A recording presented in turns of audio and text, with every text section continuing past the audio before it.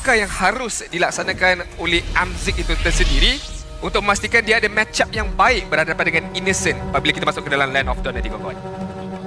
Bagi pendapat saya, satu, memangnya kena berjaga daripada sudut laning tersebut, tapi mungkin boleh meminta bantuan sedikit sebanyak daripada rakan-rakan untuk memastikan taklah mempunyai masalah yang terlalu besar apabila menghadapi Innocent.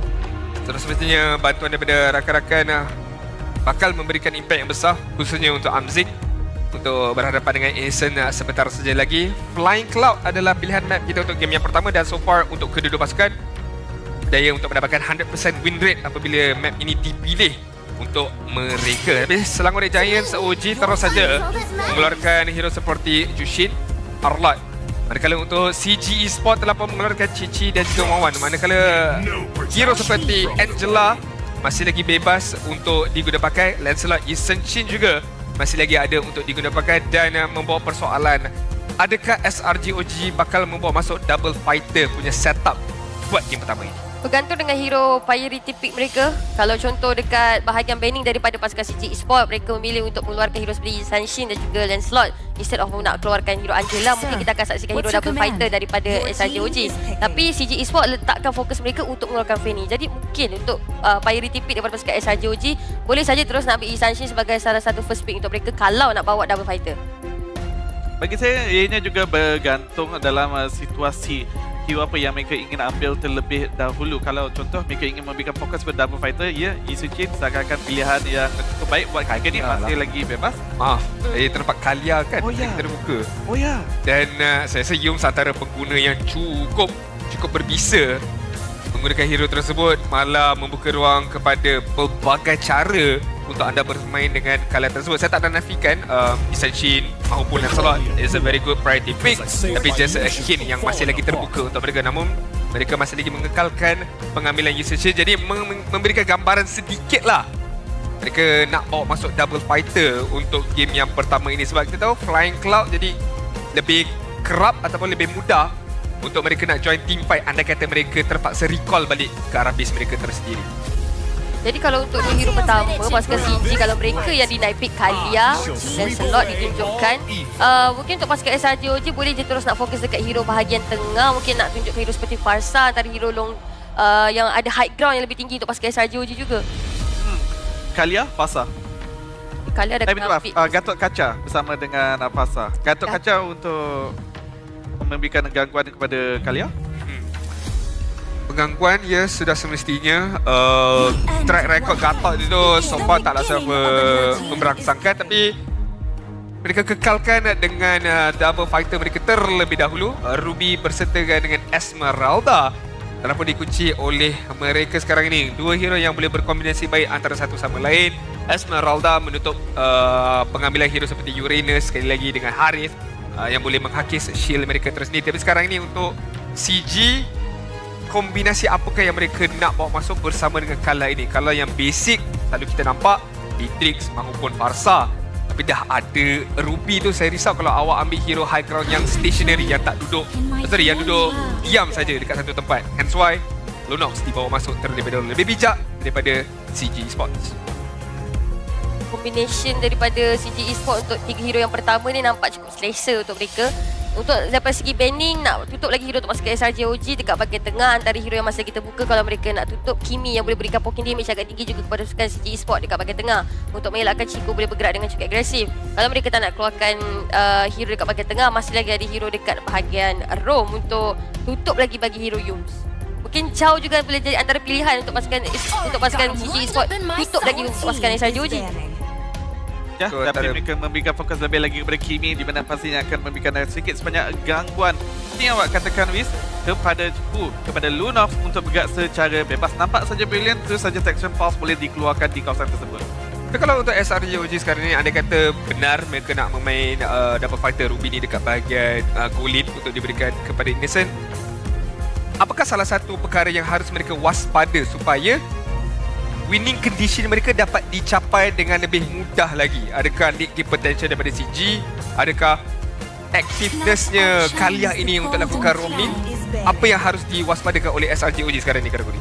Untuk SRGOG buat ketika ini adalah untuk memastikan mereka mampu untuk sekurang-kurangnya membeli masa dengan lebih lama lagi. Jadi fokus mereka lebih kepada di bahagian mid lane. Seperti yang dikatakan oleh Wiz, apabila dalam Flying Cloud ini mungkin akan fokus lebih lagi kepada high ground hero yang mampu untuk memberikan serangan daripada jarak jauh. Menarik ya untuk SRGOG, walaupun dah ada Lunox tersebut, mereka masih lagi mengeluarkan ban ke atas Odet ini. Ialah mereka masih lagi boleh flexkan Lunox ini dekat bahagian goal lane dan menambahkan lagi crowd control yang sukar untuk diganggu dengan Swan Song Odet itu tersendiri. Chip telah dikeluarkan oleh CG sebagai last ban mereka tersendiri dan ini membuka ruang kepada SRGOG untuk mendapatkan caw kalau ruangan itu diberikan kepada mereka nanti, dan saya rasa itu pun salah satu kerisauan juga untuk CG. Andai kata CG dah ada prepare jawapan untuk perkara tersebut, again tak ada masalah untuk mereka tak ban langsung hero itu. Cuma yang bermain dalam minda saya, kenapa Odet perlu di-ban keluar? Selalunya Odet ni akan memberikan gangguan kepada Joy, kepada Harit. Jadi UCG dah pun dibawa masuk.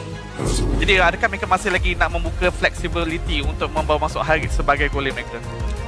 Masih lagi ada ruangan tersebut buat pasukan SRGOG sekarang ini, dan juga mungkin ni double bluff. Nampak macam mereka nak main double fighter, dan sekali pick keempat dan kelima itu mereka menunjukkan pure marksman mereka untuk diletakkan dekat bahagian gold lane sebentar nanti. Sekarang ni CG mungkin memerlukan EXP laner mereka terlebih dahulu. Kalau tidak sekalipun, gold laner mereka yang masih lagi terbuka untuk Amzik, Granger masih lagi ada yang boleh digunakan pakai.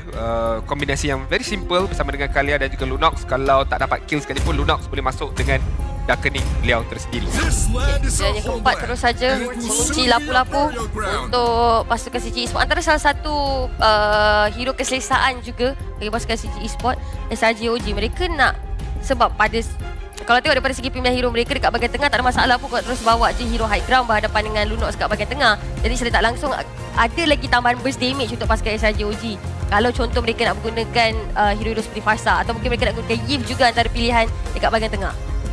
Pelbagai pilihan masih lagi ada untuk SRGOG sekarang ni. Hero dekat bahagian tengah, secara spesifiknya Valentina dah lama kita tak nampak sebenarnya, tapi dengan melihat hero-hero yang ada di tangan CG sekarang ni, quite good ultimate juga kalau menggunakan Valentina untuk mencurinya dan untuk membantu Falling Star Moon untuk membantu follow up ke atas I'm Offended pada waktu yang sama. Ya, saya setuju. Valentina disebabkan begitu suka kalau bermain dengan hero high ground dekat sini, di mana lapu-lapu mampu untuk dive terus saja kepada bahagian belakang dengan begitu mudah. Tak dilupakan juga seperti yang kita tahu, Lancelot Kalia tak menjadi masalah untuk terus pergi kepada bahagian backline, tapi Farsa tetap akan dibawa masuk. Masalah untuk mereka, walaupun dah ada Kalia dekat pihak lawan, masih lagi memberikan kepercayaan yang tinggi untuk Stormy mengelak segala bentuk serangan daripada Kalia itu tersendiri. Yalah, dengan bawa masuk Grog, ada satu lagi lapisan keselamatan yang mampu digunakan pakai oleh SRGOG sekarang ni. Granger, power pick untuk pasukan CG Esports tersendiri dan juga hero selesa bakal diberikan kepada Amzik, memastikan ada damage support yang boleh datang selain daripada Lunox. Magic output damage yang mampu dikeluarkan sekarang ini.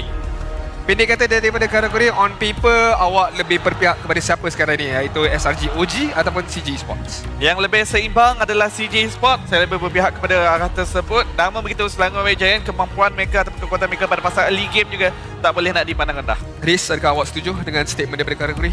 Pada saya setuju dengan Karakuri sebab CG Esports nampak lagi stable daripada segi pemilihan hero mereka kalau nak bandingkan dengan pasukan SRGOG. Banyak sangat hero yang boleh lakukan gerakan agresif kepada pasukan SRGOG. Benar sekali, lebih stable, lebih tradisional boleh kita katakan daripada CG Esports, tapi kita kena lihat adakah pembawaan double fighter daripada SRGOG Esports akan menumbangkan kekuatan CG Esports. Tuan-tuan dan puan-puan, Land of Dawn menjadi tempat untuk menjanji kita game pertama di antara SRGOG bertemu dengan CG Esports. Pada fasa awal permainan, kalau kita tengok daripada segi pemilihan hero untuk pasukan SRGOG, mereka perlu cari cara untuk memastikan yang CG Esports tak boleh nak berikan serangan terlalu agresif. Sekaligus dengan pembawaan masuk Grog untuk Yum sini adalah untuk menindakkan pergerakan agresif dalam permainan. Ya, tapi lihat menjadi masalah balance, mendadak damage yang agak tinggi. Kita boleh katakan block yang begitu cantik daripada beliau sebentar tadi. Memastikan balance menerima damage yang lebih besar, akan tetapi hero ini mempunyai healingnya tersendiri, jadi tak masalah untuk beliau menerima damage dengan lebih banyak pada saat-saat awal ini. Tapi Cram sama dengan Y3 awal-awal dah menunjukkan pertarungan yang cukup cemerlang. Cram! Hilang terus. Untuk First Blood berjaya diberikan kepada Valence, satu gerakan yang cukup berani daripada pasukan CG Esports kerana mereka tahu informasi bagaimana Cram yang berada bersendirian di bawah. Ini yang satu bestnya untuk Flying Club. Dia dah habis, dia boleh terus saja terbang, patah balik ke dalam lane, dia tak ada masalah untuk pasukan SRG OG. Ya, tak punya masalah untuk reset semula. Tapi satu gerakan yang bijak daripada CG Esports adalah melaksanakan rotasi untuk memastikan Esmeralda tidak mempunyai kelebihan terlalu awal. Sebab antara titik kelemahan Esmeralda adalah di fasa awal game. Namun begitu, dengan adanya Flying Club macam mana yang dicakap, ketinggalan daripada sudut farming itu taklah dirasai sangat pada awal-awal ini. Lihat bagaimana Gary gerakan yang lebih agresif, cuba memberikan asakan kepada Stormy seketika tadi. Daripada sudut pengambilan emblem, nampak ada 3 agility yang dibawa masuk oleh SRG OG. Ingin bergerak lebih pantas, ingin memastikan setiap setup tu ada follow up dia, dan dengan adanya movement speed, follow up itu dapat diberikan dengan lebih pantas lagi. Respons mereka dapat dilaksanakan dengan lebih pantas buat SRG OG sekarang ini. Seperti yang dah dijangka, bagaimana kedua pasukan akan mula bertukar arah ke bahagian bawah. Disebabkan kedudukan tekan pertama berada di bahagian bawah, jadi rotasi itu akan mula bertukar arah. Rupanya daripada segi tarikan turtle nampak agak selesa, tapi tak berapa nak selesa sebab Yum sentiasa berada di hadapan melakukan zoning ke atas pasukan CG Esports berterusan. G3, satu lompatan cuba untuk dilakukan. Stormy dah buka demi Fede shot dekat bahagian belakang. Mungkin cuba untuk dapatkan Yum terlebih dahulu, tapi tengok macam mana angkatan daripada Valence. Gary dapatkan turtle yang pertama untuk pasukan CG Esports. Yum telah pun ditumbangkan, satu pemain dah tak ada, Cram juga gugur. 2 pemain tumbang. G3 sempat untuk ditumbangkan oleh Sekai. 2 berbalas 1. Ini yang saya risaukan bercakap tentang high ground hero dibawa masuk oleh SRG OG Esports sebentar tadi. Terpaksa melepaskan Federside jauh di bahagian belakang apabila melihat Yew3 dah menggunakan Beavers Fighter sebentar tadi.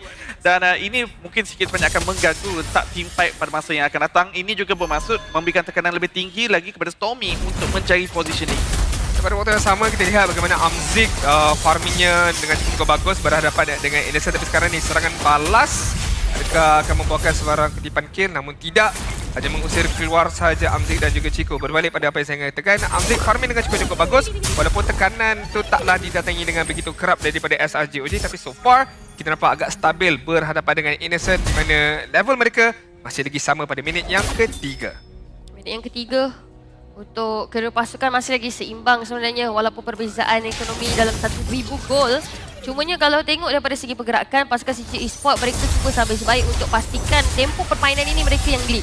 Jadi kalau contoh mereka berjaya untuk lead tempoh permainan sampai ke fasa pertengahan permainan, itu yang akan sedikit sebanyak menyukarkan untuk pasukan SRG OG. Tetapi kita juga kena melihat SRG mula memberikan tekanan di bahagian atas untuk memastikan Innocent berada dalam situasi yang jauh lebih selesa lagi. Kelihatan apabila Amzik tak mempunyai mana-mana masalah langsung untuk menghadapi Innocent di bahagian atas. Lihat bagaimana CG bermain sekarang ini. Nampak temponya macam perlahan, tapi ianya lebih kepada lebih berhati-hati dan memastikan setiap gerak-geri itu ada vision, ada informasi dapat diberikan kepada Chico, kepada Gary, kepada Amzik pada waktu yang sama. Di manakah keberadaan ahli pasukan SRG OG supaya hero-hero yang memerlukan farming ini boleh farming dengan lebih selamat dan tiada serangan yang diberikan ke atas diri mereka. Jadi pujian harus saya berikan kepada Valence yang membenarkan informasi ini didapatkan melalui aktifnya beliau di dalam sekitar map pada saat ini. Betul, dekat bahagian atas sebenarnya Gary yang hampir tersekat daripada beberapa kali kita dapat Yum. Lemparan tembok-tembok tu menyukarkan sedikit sebanyak untuk Gary nak terus masuk ke bahagian belakang. Tarikan turtle yang kedua mungkin akan boleh difokuskan sekali lagi oleh pasukan SRG OG. Dan sekarang ini terus saya turtle dimulakan ditarik oleh Valence terlebih dahulu. Gary nampak macam ada percubaan lagi, tapi dah pun kena reset dah ni turtle yang kedua. CG Esports nak cuba untuk intai peluang mereka nak masuk. Valence memanggil ahli pasukan yang lain untuk mulakan team fight, tapi Valence ada tsunami slam dapatkan seorang pemain daripada pasukan SRG OG. Valence telah pun tumpah di tengah Innocent, masih lagi menangkan darah seterusnya, tapi untuk Sekai yang dikejar, Sekai biasa, Sekai hilang di tengah Gary. Yuzat ada dalam permainan 2 gugur, Innocent juga tak ada. Double kill untuk Gary. Cram dikejar, Cram biasa, tapi tengok macam mana 3 pemain daripada pasukan SRG OG Esports terpaksa akur apabila mereka ditumpaskan di bahagian atas. Satu team fight yang cukup menarik daripada pasukan CG Esports. 2 kali turtle, 2 kali keputusan yang sama. Hanya satu saja nyawa yang dikorbankan untuk mendapatkan 3 kill dan juga untuk mendapatkan objektif. Dan nampaknya masalah masih lagi sama untuk Stormy tak boleh nak membuka FedEx Strike tu di dalam kadar yang sangat-sangat lama. Dan lihat bagaimana Valence yang melakukan tangkapan ke atas Innocent terlebih dahulu. Ia berjaya untuk ditangkap sedikit sebanyak oleh Innocent, tapi Gary, Chico bersama dengan Amzik fokus mereka terus ke arah backline. Apabila Skies dah dikorbankan terlebih dahulu, mereka terus pergi ke bahagian belakang yang adanya Innocent. Yes, ada juga Stormy, tapi Stormy pun tak boleh nak lakukan apa-apa demi menyelamatkan Innocent seketika tadi. Dah tak ada FedEx Strike, dia boleh lakukan stun, tapi tak ada lagi banyak damage yang mampu dikeluarkan oleh Stormy. Ya, nampak macam susah juga ni untuk pasukan SRGOG, terutamanya apabila setiap team fight daripada pasukan CG Esports mereka dah ada tugasan masing-masing. Yums dicari, alamak hilang terus di tangan Chico. Yetri yang mencuba lagi memancing-mancing pemain pasukan SRGOG Esports. Agak sukar, tapi tengok macam mana Yetri dia masih lagi mendahagakan darah pemain daripada pasukan SRGOG. Gary cuba untuk memberikan bantuan, Krem dekat bahagian belakang, cuba untuk mencari mangsa daripada CG Esports pula sebaliknya. Yetri tersekat, tumbang pula dengan Krem. Percubanya agak berani daripada pasukan CG Esports. Krem cuba untuk meneruskan team fight, Valence dah sampai, cuba untuk menghentak pergerakan Krem, tapi menara dekat bahagian tengah yang difokuskan terlebih dahulu oleh pasukan CG Esports. Very good macro gameplay daripada CG sebentar tadi. Ia terpaksa menggadaikan nyawa Yetri, tapi mendapatkan turret dekat bahagian tengah. Jantung untuk mana-mana pasukan sebenarnya telah pun dimusnahkan oleh CG seketika tadi, dan ini membenarkan mereka untuk bergerak barangkali lebih agresif. Kalau tak agresif sekalipun, banyak informasi yang mereka boleh dapatkan melalui pengambilan turret di bahagian tengah tersebut. Pada minit yang ke-7, 3,000 gol telah pun memisahkan kedua pasukan CG Esports berada di bahagian hadapan. Amzik, Hunter Strike, Skypixel dah pun disiapkan buat ketika ini. Tak menjadi masalah untuk menyertai team fight dengan lebih proaktif untuk mula mendapatkan stack dengan lebih pantas lagi. Masuk minit yang ke-7 untuk pasukan CG Esports, mereka dah pun mendahului dengan jumlah 3,000 gol ekonomi di bahagian depan. Tapi untuk pasukan SRGOG, mereka cuba untuk melakukan rotasi lagi dan lagi sama ada nak sekat pasukan CG Esports. Tengok macam mana Valence ada conceal. Cuba untuk mencari pemain dekat bahagian hadapan. Krem cuba untuk pada sekali dia mencari keluarkan, tapi tengok Yetri dia terus pergi bahagian belakang cari Stormy. Krem telah boleh tumbang oleh Chico. Pada cuba untuk mencari Innocent pula buat kali ini, tapi untuk mencari Innocent cuba pada sekali dia mencari, tapi tak boleh nak buat apa. Amzik berjaya untuk mencari Innocent juga. Yetri tumbang, 2 berbalas 1. Battle yang ketiga ini nampak gayanya mungkin akan jadi percuma sekali lagi untuk pasukan CG Esports. Hat-trick turtle untuk CG Esports sekarang ini. Permulaan game yang pertamanya cukup cemerlang daripada CG Esports, mendahului dengan 4,5,000 gol. Dan sekali lagi cara mereka laksanakan team fight itu dengan sangat-sangat baik. Fokus kat Stormy dulu, pastikan Stormy tak boleh buka langsung FedEx Strike dia. Kalau dia buka pun durasi dia tak lama. Sekarang ni Chico. Oh, pedih sebenarnya damage daripada Chico. FedEx Strike pada Stormy tak berjaya untuk memberikan sebarang bantuan. Sebalik Yums yang terpaksa terima apabila dirinya dijadikan sebagai mangsa di bahagian harapan. Konsep yang sama berulang kali di mana kalau kita melihat Yetri sentiasa ditugaskan untuk menjadi kambing hitam, tetapi berhasil untuk membeli masa dan juga memberikan gangguan yang terbaik. Iaitu Stormy tidak mampu untuk menyertai mana-mana team fight. Sekali lagi, pengambilan Farsa itu yang bukanlah kita nak kata persoalkan, tetapi impact dia tak boleh nak buat dengan lebih lagi disebabkan banyak cara untuk mematahkan FedEx Strike yang dimiliki oleh Stormy sekarang ini. Ya, 004 KDA-nya tanpa sebarang kematian, tetapi sebab damage output selain daripada Skies adalah akan didatangi dengan Stormy. Tapi kalau dia tak boleh nak buka FedEx Strike dengan durasi yang lama, CG Esports bergembira dengan perkara itu dan mereka boleh kiting dengan lebih mudah lagi. Dia boleh teruskan team fight dengan lebih senang lagi sebab mereka tahu tak ada FedEx Strike yang boleh dikeluarkan oleh Farsa. Tapi combo wombo daripada Selangor Legend OG Esports sebenarnya jauh lebih menakutkan. Dengan Armor Pendant, Tectonic Charge lagi digabungkan dengan FedEx Strike, itu adalah satu kombinasi yang cukup membahaya. Tapi di bahagian tengah, Krem macam mana damage pada Amzik pedih. Krem hilang terus, tak sempat nak buat apa-apa. Nafas dia habis kat situ pula tiba-tiba.